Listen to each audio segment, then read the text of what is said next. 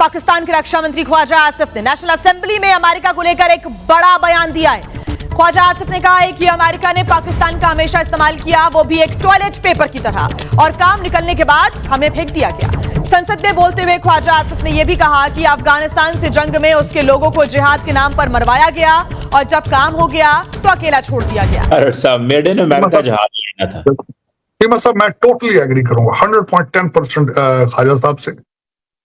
अब इसके टुकड़े करते हैं कि ये क्या था। मैं तो शुरू से ये कहता रहा हूं कि जिहाद, तो देखें आप, जिहाद तब करते या इस्लाम के पीछे तब जाते, या अगर आप इस्लाम की फिलॉसफी को समझने की कोशिश करते या उसको सलाहियत रखते समझने की। कोई इस्लाम के लिए या मजहब की मोहब्बत के लिए शिरकत नहीं की थी। दोनों डिक्टेटरों को लेजिटिमेसी चाहिए थी और एक सुपर पावर की जो है तायीद चाहिए थी, इसलिए हमने की थी। One should be very clear about it कि वो जिहाद था, कोई जिहाद वगैरह नहीं था। हुआ कि अमेरिका, खास तौर पे डोनाल्ड ट्रंप साहब जो है, ठीक है, चीन को भी उनको चाहिए होता है कि चीन को किसी तरीके से बैलेंस किया जाए, न्यूट्रलाइज किया जाए। लेकिन एक चीज और भी है कि इस तरह की चीजों में डोनाल्ड ट्रंप जो यूएस प्रेसिडेंट है, उनका मतलब अलग से वो इंटरेस्ट लेते हैं। आपने बिल्कुल, मैं दो चीजें कहूंगा, आपने डॉलरों के लिए और दो डिक्टेटर्स ने मेड इन अमेरिका जहाज लड़के सपोर्ट हासिल की अमेरिका की, ताकि रजीम चेंज ना हो, जो कि अमेरिका मशहूर था रजीम चेंज करने में, और CIA माजी के अंदर करती रही है कंट्रीज के अंदर, इसमें कोई शक नहीं। मैं टोटली एग्री करूंगा 100.10%।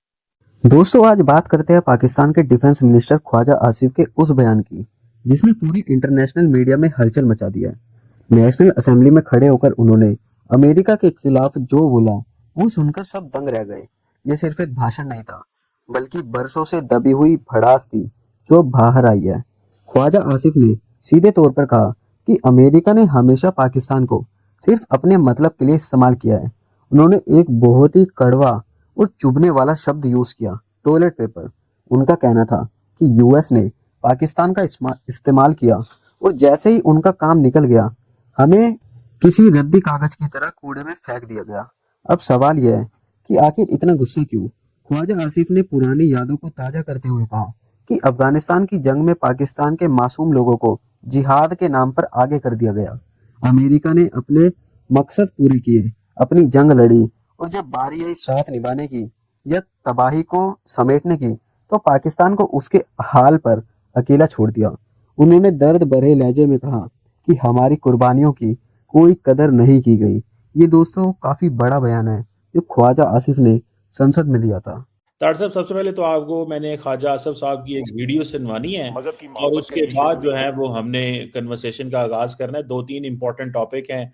दोवल साहब कनाडा में थे और बांग्लादेश में इलेक्शंस हो रहे हैं। पाकिस्तान में भी हाल ही में दहशतगर्दी का वाकया बड़ा हुआ है और इस वीडियो को बहुत ज़्यादा डिस्कस किया जा रहा है कि जो ख्वाजा आसिफ ने कहा है कि पाकिस्तान ने जो जंगें हैं वो अमेरिका की लड़ी हैं, सुपर पावर्स की लड़ी हैं और हमने कुछ नहीं किया। ये सुनिएगा तारड़ साहब। सामने उन दो जंगों में कोई इस्लाम के लिए या मजहब की मोहब्बत के लिए शिरकत नहीं की थी। दोनों डिक्टेटरों को लेजिटिमेसी चाहिए थी और एक सुपर पावर की जो है तायीद चाहिए थी, इसलिए हमने की थी। One should be very clear about it कि वो जिहाद था, कोई जिहाद वगैरह नहीं था। वो एक सुपर पावर की जंग थी, उसके लिए हमने अपना करिकुलम चेंज कर दिया। आज तक वो करिकुलम दोबारा नहीं हम बहाल कर सके जो आपने, मैंने और यहां पे बहुत से लोगों ने 60 की और 70 की दहाई में पढ़ा। ये फेथ यूनिटी डिसिप्लिन नहीं पाक कायदा ने कहा था, यूनिटी फेथ डिसिप्लिन कहा था। यहां तक माइक्रो किस्म की चेंजेस जो हैं इस मुल्क के जो ईथॉस था, पॉलिटिकल ईथॉस था, रिलीजियस जो ईथॉस था, उसको अमेंड किया गया, उसमें चेंजेस की गई क्योंकि हमने एक मेड इन अमेरिका जहाज लड़ना था। जी तारड़ साहब, मेड इन अमेरिका जहाज लेना था। साहब मैं टोटली एग्री करूंगा 100.10% ख्वाजा साहब से।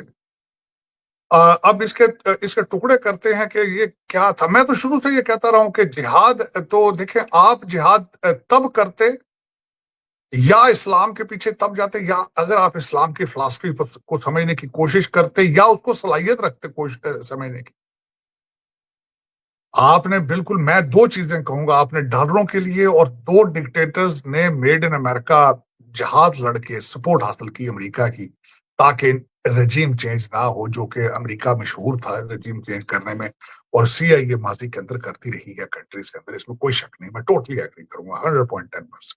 लेकिन यहाँ पे फिक्र दो चार चीजें हैं। ख्वाजा साहब कंट्रोवर्सल स्पीचेस देने पे माहिर हैं, वो देते रहे हैं। शायद उसपे दो सिग्नल जाते हैं, याद है फिर नून लीग अपना मोललो आंदे ने स्पीचा दे के, नंबर 1, और दूसरा या फिर उनको शौक है कि he should be in the news at the same.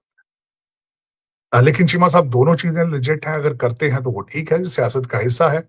लेकिन उन्होंने बिल्कुल एक जो आवाज उठाई है बिल्कुल सही उठाई है कि हमने कंट्री अपना तबाह कर दिया है। इन जो पठान भाईजान हैं, मौलाना मुत्तकी इस वक्त जो सबसे बड़े फ्रेंचाइजी हैं भारत के, उनके साथ हमने बड़ी गलतियां की हैं।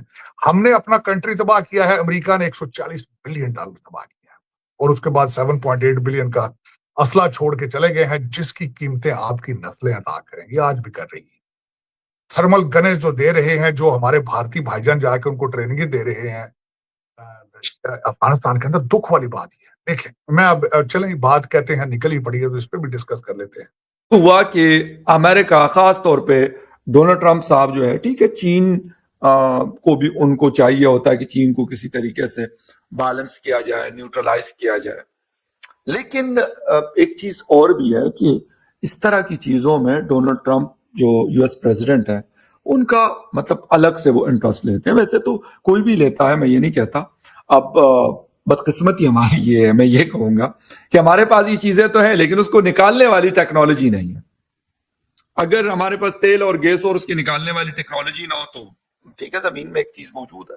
फिर इसी तरीके से ये गोल्ड है, कॉपर है, या मुख्तलिफ जो मिनरल्स है, ये मौजूद है, लेकिन उसको निकालने के लिए हमें कभी ऑस्ट्रेलिया की तरफ देखना होता है, कभी कनाडा की तरफ देखना होता है, कभी चीन की तरफ देखना होता है, और कभी अमेरिका की तरफ देखना होता है। अब अमेरिका ने वैसे अभी रिसेंटली एंट्री मारी है बलूचिस्तान के अंदर। नजर उनकी होती होगी, लेकिन हर कोई अपने मौका और मुनासिबत को देखकर काम करता है।